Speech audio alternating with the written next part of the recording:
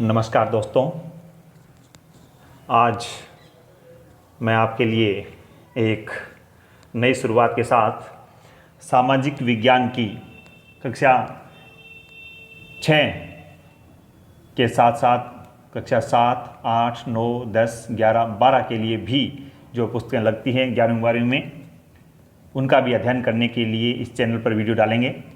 तो आप लगातार वीडियो को देखते रहें। आज हम शुरुआत करते हैं कक्षा 6 के लिए, और सिर्फ ये कक्षा 6 के बच्चों के लिए नहीं, इसके अलावा जो बच्चे कंपटीशन एग्जाम की तैयारी करते हैं, जैसे IAS, RAS, REET and other सारे बहुत सारे कंपटीशन एग्जाम होते हैं, उन सभी की, तो उनके लिए भी ये वीडियो यूजफुल होगा। तो चले देखते हैं आज कक्षा 6 का। ये NCERT आधारित सिलेबस रहेगा अपना, तो इसको ध्यानपूर्वक सुने, देखें। पहला अध्याय जिसका नाम है क्या, कब, कहाँ और कैसे। देखो, इस पाठ का नाम है, जो इस लेसन का नाम है, क्या, कब, कहाँ और कैसे, ये चारों ही वर्ड बहुत ज़्यादा इम्पोर्टेंट है। चाहे वो रीट की तैयारी करता हो, चाहे वो RAS करे, IAS करे, चाहे कोई भी कंपटीशन की एग्जाम करे, LDC दे, फर्स्ट ग्रेड दे, कोई भी एग्जाम, और चाहे जो बच्चा 6ठी क्लास में पढ़ रहा है उसके लिए। तो इन शब्दों को ध्यान से देखें, सोचें कि क्या क्या ये चीज़ें हैं। अब मैं पाठ की शुरुआत करता हूं।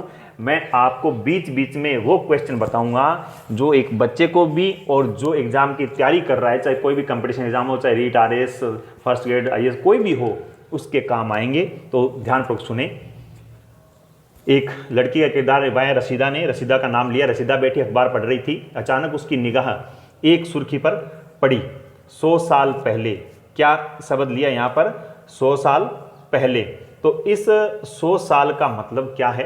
हम 100 साल पहले क्यों, हमारी जो पुस्तक है उसका नाम क्या है? हमारे अतीत का मतलब जो भूतकाल में बात हुई थी 100 साल पहले। वो सोचने लगी कि यह कोई कैसे जान सकता है कि इतने वर्षों पहले क्या हुआ था, कैसे पता लगाएं। यह जानने के लिए कल क्या हुआ था। तुम रेडियो सुन सकते हो, टेलीविज़न देख सकते हो, या फिर अखबार पढ़ सकते हो। तीनों चीज़ें इंपॉर्टेंट हैं। तीनों में पहली रेडियो है, जो वर्तमान में अभी चल रहा है, लेकिन उसकी जगह मोबाइल ने जगह ले ली है, तो ये ध्यान रखें। टेलीविज़न भी चल रहा है काफ़ी अच्छा। अखबार तो है ही है, अखबार पढ़ना जरूरी है। जो भी कंपटीशन एग्जाम करता है उसको अखबार पढ़ना चाहिए, पे नज़र होनी चाहिए। साथ ही यह जानने के लिए पिछले साल क्या हुआ था, तुम किसी ऐसे व्यक्ति से बात कर सकते हो जिसे उस समय की स्मृति हो, यानी याद हो, लेकिन बहुत पहले क्या हुआ था यह कैसे जाना जा सकता है। तो देखते हैं अतीत के बारे में हम क्या जान सकते हैं। अतीत के बारे में बहुत कुछ जाना जा सकता है, जैसे लोग क्या खाते थे, कैसे कपड़े पहनते थे, किस तरह घरों में रहते थे। हम आखेटकों का मतलब क्या है? शिकार करना, शिकारियों, पशुपालकों, कृषक, शासकों, व्यापारियों, पुरोहितों, शिल्पकारों, कलाकारों, संगीतकारों या फिर वैज्ञानिकों के जीवन के बारे में जानकारियाँ हासिल कर सकते हैं। यही नहीं, हम यह भी पता कर सकते हैं कि उस समय बच्चे कौन से खेल खेलते थे, कौन सी कहानियाँ सुना करते थे, कौन से नाटक देखा करते थे, या फिर कौन कौन से गीत गाते थे। आगे है हेडिंग, लोग कहाँ रहते थे। अब उनके आवास के बारे में पता लगाया है कि लोग क्या करते थे, कहाँ रहते थे। तो इसमें बताया है मानचित्र 1 प्रश्न 2 में नर्मदा नदी का पता लगाओ। तो हमें नर्मदा नदी का पता लगाना है, ये कहाँ पर है? मध्य भारत में। आगे जब मानचित्र आएगा उसमें देखेंगे। कई लाख वर्ष पहले से लोग इस नदी के तट पर रह रहे हैं। यहाँ रहने वाले आरंभिक लोगों में से कुछ कुशल संग्राहक यानी इकट्ठा करने वाले, जो आसपास के जंगलों की विशाल संपदा से परिचित थे। अपने भोजन के लिए वे जड़ों, फलों तथा जंगल के अन्य उत्पादों का यहीं से संग्रह किया करते थे। ये जानवरों का आखेट करते थे। आखेट फिर आ गया शिकार करना। तो ये जंगलों में से ऐसे शिकार करके अपना भोजन चलाया करते थे। आगे देखते हैं। अब तुम उत्तर पश्चिम की कौन सी पहाड़ियाँ? सुलेमान नामा या किरथर पहाड़ियाँ? प्रश्न इंपॉर्टेंट है कि हमें मैप में देखना है। नीचे जो मैप दिखाई दे रहा है, देखो यहाँ पर ये किरथर दिखाई दे रही है और ये सुलेमान। देखो क्वेश्चन कैसे बनता है मैं आपको बताऊं। आपको पहले तो ये पता लगाना है, दिशा का पता हो चारों तरफ की। जैसे ऊपर क्या है? उत्तर दिशा, नीचे दक्षिण दिशा, इधर पूर्वी दिशा और इधर पश्चिम दिशा। ये दिशाओं का ज्ञान होना चाहिए। ट्रिक कैसे बनाओ? आपको जैसे भी याद हो वैसे खुद याद करो। ट्रिक हमेशा खुद की होनी चाहिए। दूसरों की बनाई हुई अगर समझ में आती है समझ लो, लेकिन वैसे अगर खुद बनाते हो तो बहुत अच्छी बात है। तो देखो यहाँ से एक क्वेश्चन बनता है। अगर आपको सीधा पूछ लिया कि बताओ जो ये सुलेमान पहाड़ियाँ हैं भारत के किस दिशा में हैं, अगर आपको सीधा ऊपर नीचे इधर पता रहेगा तो ये पर्याप्त नहीं होगा, इनके बीच में भी कोई दिशा होती है। देखो यहाँ से उत्तर लिया, यहाँ पश्चिम, तो ये कौन सी होगी, उत्तर पश्चिम दिशा में आ जाएंगी। ऊपर बोला गया उत्तर पश्चिम कि सुलेमान और किरथर दोनों ही पहाड़ियाँ कहाँ पर हैं, ये दोनों यहाँ पर हैं, तो ये ऊपर यहाँ होता और ये बीच में इधर नीचे आएगा, तो ये बीच में कौन सा आ जाएगा, ये उत्तर पश्चिम। अगर यहाँ बीच में यहाँ इधर होती तो ये उत्तर, ये पूर्व और ये उत्तर पूर्व हो जाता। अगर मानो यहाँ होती तो ये पूर्व और दक्षिण, ये दक्षिण पूर्व होता और ये दक्षिण पश्चिम हो जाता। ये भी अपने को ध्यान रखना है खास तौर से। आगे देखते हैं, दो पहाड़ियों का आपने पता लगाया कि किरथर पहाड़ी और सुलेमान पहाड़ी भारत के किस दिशा में हैं, तो ये उत्तर पश्चिम दिशा में स्थित हैं। आगे देखते हैं, और इसी क्षेत्र में कुछ ऐसे स्थान हैं जहाँ 8000 वर्ष पूर्व स्त्री पुरुषों ने पहले गेहूं, दो फसलों का नाम आया, गेहूं और जौ फसलों को उपजाना आरंभ किया। उन्होंने भेड़ बकरी गाय बैल भैंस पशुओं को पालतू बनाना शुरू किया। ये प्रश्न भी आता है कि किस दिशा में कैसा हुआ, तो आगे हमें ध्यान रखेंगे कि भेड़ पालते थे, बकरी पालते थे, गाय पालते थे, और ये लोग गांव में रहते थे। ये ध्यान रखना, ये लोग गांव में रहते थे। उत्तर पूर्व, वापस आगे दिशा उत्तर पूर्व, जैसे ऐसा बना लोगे आपको आ जाएगा, उत्तर ऊपर है पूर्व इधर है, तो ये बीच की दिशा है जो क्या है, उत्तर पूर्व। गारो और मध्य भारत में विंध्य पहाड़ियाँ, तो गारो आपको नीचे यहाँ दिखाई दे रही है, देखो ये नीचे यहाँ पर गारो है, बीच में इससे नीचे देखोगे तो यहाँ आ जाएगी नीचे विंध्य, तो ये देख लेंगे हम आगे। पता लगाओ, हमने पता लगा लिया। दिशा देख लो ये कौन सी है, गारो जाएगी तो इधर किस में, पूर्व दिशा में चला जा रही है, पूर्व में आ जाएगी। ये बीच में है तो मध्य भारत में है। और आगे देखते हैं, ये कुछ अन्य ऐसे क्षेत्र जहाँ कृषि का विकास हुआ। ये क्षेत्र जो बताएं आपको, गारो, विंध्य पहाड़ियाँ, किरथर, सुलेमान, यहाँ पर क्या हुआ, यहाँ पर कृषि के क्षेत्र में विकास हुआ है, जहाँ सबसे पहले चावल 2 फसल आई थी, गेहूं जौ, तीसरी आई चावल, और स्थान विंध्य के उत्तर में स्थित थे। अब ये देखते हैं मैप, देखो ये जो मैप है इसमें लिया गया है, इसमें अपन देखते हैं, ये किरथर और सुलेमान देख लिया अपन ने, ये इधर गारो बोली थी देख लिया अपन ने, ये विंध्य पहाड़ियाँ बोली थी, और ये शुरू में नर्मदा नदी आई थी, सभी को दिखाई दे रही है नर्मदा नदी। अब ये नर्मदा नदी का भाव क्या इस साइड और है, लगभग नदियाँ देखो ये इधर साइड से इधर की ओर जा रही है, इधर से जा रही है, इधर जा रही है, इधर जा रही है, लेकिन ये दो नदियाँ हैं भारत में क्या इस साइड जाती हैं। तो क्वेश्चन यहीं से बन जाता है, कौन सी ऐसी नदियाँ निम्न में से बताओ जो उल्टी दिशा में बहती है, या तीन एक तरफ बहती है एक दूसरी तरफ बहती है। तो नर्मदा और ताप्ती, यहाँ दोनों नदियाँ ऐसी हैं जो ये तो इधर कौन सी दिशा बताई थी अभी आपको, पश्चिम दिशा बताई थी, पश्चिम दिशा में बहती है, बाकी सभी क्या है ये पूर्व की ओर या नीचे बीच में ऐसे आएंगे, तो ये इधर दक्षिण हो जाएगा, इधर पूर्व हो जाएगा, दक्षिण पश्चिम की ओर जाती है। इस तरह से हम पता लगाएंगे। इसमें काफ़ी बड़े देर का देखो हिमालय दिखा रखा है, ये सिंधु नदी सबसे इंपॉर्टेंट है, ये भी दिखा रखी है। सिंधु की 5 सहायक है, झेलम, चेनाब, रावी, व्यास, सतलुज, ये याद रखनी है। ये अच्छी तरह से ऐसे ही याद होनी चाहिए, ऐसे नहीं। इस नदी को आप देख सकते हो कि इस प्रकार से, मैं यहाँ वर्णन कर दूं एक बार कि आपके पास कि इनका वर्णन किस प्रकार से साफ दिखाई दे रहा होगा। तो ये जो नदियाँ हैं देखो, ऊपर जो है अभी ये झेलम सबसे टॉप में ऐसे प्रश्न आता है, फिर उसके नीचे चेनाब, नीचे रावी, इधर व्यास और सतलुज।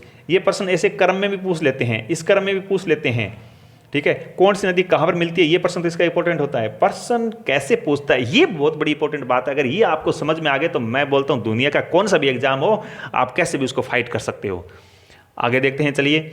तो इसके ऊपर ये हो गया, नीचे सतपुड़ा ताप्ती ये नदी देख ली। इधर इस साइड ये क्या है, नीचे इस साइड क्या आया, ये आया अरब सागर, और अरब सागर नीचे क्या है, लक्षद्वीप आपने देखे। इसके बाद में सबसे जब नीचे आओगे आप, नीचे क्या आपको दिखाई दे रहा है, बहुत बड़े शब्दों में दिखाई दे रहा है हिंद महासागर, जिसके नाम पर ही अपने देश का नाम पड़ा, हिंद महासागर, इस महासागर का नाम हुआ। और इधर रह गया कौन सा, जो काफ़ी चर्चा में रहता है, अंडमान व निकोबार द्वीप समूह। तो ये चर्चाएं हमें भूगोल के वास्तविक और हिस्ट्री में भी हमें ज्ञान होना चाहिए। इससे आगे हम देखते हैं, आगे ये क्या बता रहे हैं। ये अब सिंधु और उसकी सहायक नदियों के बारे में वर्णन आ गया। आप देखो मानचित्र पर सिंधु, उसकी सहायक नदियाँ, अभी आपने पता लगा दिया, आपको 5 सहायक नदियों के बारे में बताया। सहायक नदियाँ किसे कहते हैं, ये देखो, उन्हें कहते हैं जो एक बड़ी नदी मिल जाती हैं। तो आपने देखा छोटी छोटी 500 सहायक नदियाँ सिंधु नदी में मिल रही थी, तो वो झेलम, रावी, व्यास, चेनाब ये सारी क्या होगी, सिंधु की सहायक नदियाँ। छोटी नदियाँ जो बड़ी नदी मिलती है उसे सहायक नदी कहते हैं। ये 6ठी क्लास के बच्चे के लिए बहुत इंपॉर्टेंट प्रश्न बन जाता है। 4700 वर्ष पूर्व इन्हीं नदियों किनारे कुछ आरंभिक नगर फले फूले। भाई 47 वर्ष पूर्व कहाँ की बात बताइए, सिंधु घाटी सभ्यता की बात या सिंधु नदी की बात। और गंगा व इसकी सहायक नदी आपने देखी थी अभी। सहायक नदियों के किनारे समुद्र तटवर्ती इलाकों में नगरों का विकास हुआ 2500 ईसा पूर्व। अगर आपसे प्रश्न पूछा जा सकता है कि गंगा व इसकी सहायक नदियों के किनारे कितने वर्षों पहले नगरों का विकास हुआ, या फिर सिंधु उसकी सहायक नदियों आर्यन नगर कितने वर्ष पूर्व के हैं, तो वहाँ सिंधु का नाम आता है 4700 वर्ष पूर्व। प्रश्न बन गया आपका, इंपॉर्टेंट प्रश्न है ये। और जब आपको सीधा गंगा का पूछा तो 2500 वर्ष पूर्व है। वही क्वेश्चन आता है, उसमें 4 ऑप्शन आते हैं। इतना आसान एग्जाम होता है जब सामने क्वेश्चन भी होते हैं और सामने उत्तर भी होते हैं, लेकिन हम उस प्रश्न उत्तर का आंसर नहीं दे पाते हैं। उसका क्या कारण होता है कि हम उसको उस प्रश्न के हिसाब से पढ़ते नहीं हैं। चलो आगे दे रखा है इन्होंने, फिर भी गंगा व इसकी सहायक नदी सोन का पता लगाओ। सोन का उस मैप में हम देखेंगे तो वहीं सोन ऊपर नदी मगध ऊपर उस साइड है, शायद इसमें दी है तो आप मैप में देख लेते हैं। जैसे ये मैप आपने देखा था, इसमें ये देर की बीच में आप देखो सोन नदी है, ये गंगा नदी है। ये गंगा नदी यहाँ से निकल के ऐसे ऐसे जा रही है। इसकी सहायक नदी कौन सी है? सोन। ये देखो ये यहाँ से निकली और यहाँ मिल गई इसके अंदर यहाँ, तो ये सोन किसकी? गंगा की सहायक हो गई। आपने देख ली होगी। अब देखते हैं नीचे ये क्या कह रहा है, और पता लगा लिया आपने। अब ये क्या कह रहा है, गंगा के दक्षिण में नदियों के आसपास का क्षेत्र प्राचीन काल में मगध, मगध नया नाम आपके लिए, लेकिन मगध वर्तमान में क्या है? बिहार नाम से जाना जाता था। इसके शासक बहुत शक्तिशाली थे, उन्होंने एक विशाल राज्य स्थापित किया। देश के अन्य हिस्सों में भी ऐसे राज्यों की स्थापना की गई।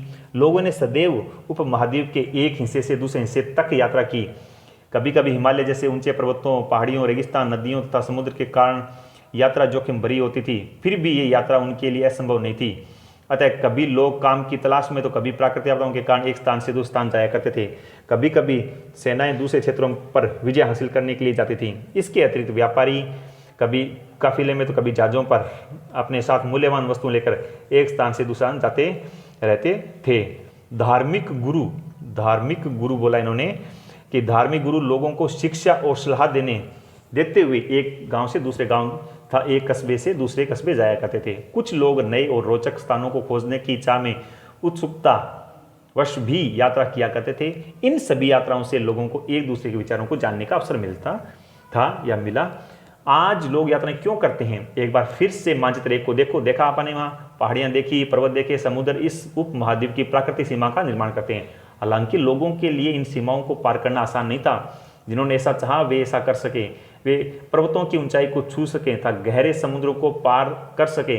उपमहाद्वीप के बाहर से भी कुछ लोग यहाँ आए और यहीं बस गए। लोगों के इस आगमन ने हमारी सांस्कृतिक परंपराओं को समृद्ध किया। कई 100 वर्षों लोग पत्थर को तराशने, संगीत रचने, यहाँ तक कि भोजन बनाने के नए तरीकों और एक दूसरे विचारों को अपनाते रहे। अब आता है देश का नाम। ये अपने देश का नाम कैसे पड़ा? अपने देश के लिए हम प्राय इंडिया तथा भारत जैसे नामों का प्रयोग करते हैं। हम कहते हैं इंडिया अंग्रेजी में कहते हैं, भारत हिंदी में कहते हैं। इंडिया शब्द है वो इंडस से निकला है। प्रश्न आ गया यहाँ पर, इंडिया शब्द किससे निकला? इंडस से। ये इंपॉर्टेंट प्रश्न है, सभी जो प्रतियोगिता तैयारी करते हैं तो उनके लिए इंपॉर्टेंट प्रश्न है कि इंडस शब्द से इंडिया निकला है। आगे देखो संस्कृत में इसे क्या कहते हैं? फिर सिंधु, इंडस को संस्कृत में क्या कहते हैं? सिंधु कहते हैं। एटलस में, एटलस सबके पास होनी चाहिए जब ये पढ़ते हैं मैप वगैरह। ईरान और यूनान का पता लगाओ, आपको ये चीज़ों का पता होना चाहिए। देखो छोटी छोटी चीज़ें इंपॉर्टेंट होती है, बड़ी बड़ी चीज़ें तो अपने आप होती हैं। जब नींव अगर मजबूत होंगी, मैं आपको पूरा पाठ, पूरी एक एक लाइन इसीलिए पढ़ा रहा हूँ कि एक बार इनको ऐसे पढ़ लो, फिर तो जो मैंने निशान लगाए ना उसको बार बार पढ़ते रहना। एक बार पाठ को ऐसे पढ़ो, उसके बाद में जो निशान लगाए, जहाँ क्वेश्चन मार्क लगा रहा हूँ वही क्वेश्चन है, उसके बाद नहीं पढ़ने की जरूरत है। क्यों? आपको एक बार पूरा भूगोल, उसकी पूरी हिस्ट्री समझ में आ जाती है, उसके बाद में तो आप उसको कैसे भी पढ़ सकते हो। तो पढ़ते रहिए। लगभग 2500 वर्ष पूर्व उत्तर पश्चिम की ओर से आने वाले ईरानी और यूनानियों ने सिंधु को हिंदोस, अब प्रश्न आ गया, सिंधु को हिंदोस किसने कहा? ईरानियों और यूनानियों ने कहा, और इंदोस भी कहा। हिंदोस भी इस नदी के पूर्व में स्थित भूमि प्रदेश को इंडिया कहा इन्होंने।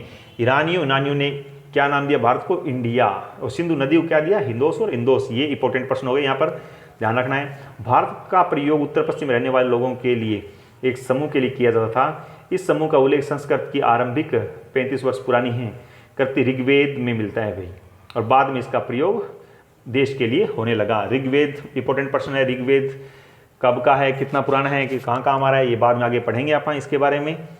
अतीत के बारे में नीचे देखा है, कैसे जाने, ये हम फिर कल विस्तार से इसको पढ़ेंगे।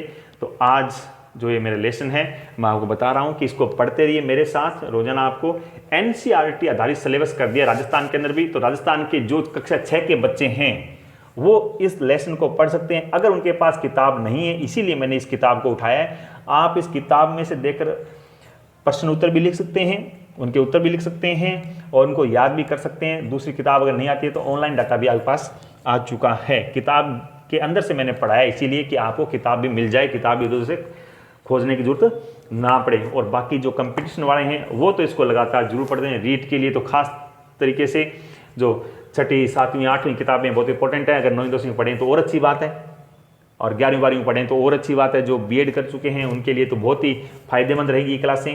तो इनको देखते रहें। कमेंट बॉक्स में लिखकर मुझे बताएं कि आपको क्लास कैसी लग रही है। लाइक कमेंट शेयर जरूर करें। तो आज के लिए इतना ही। धन्यवाद। जय हिंद, जय भारत।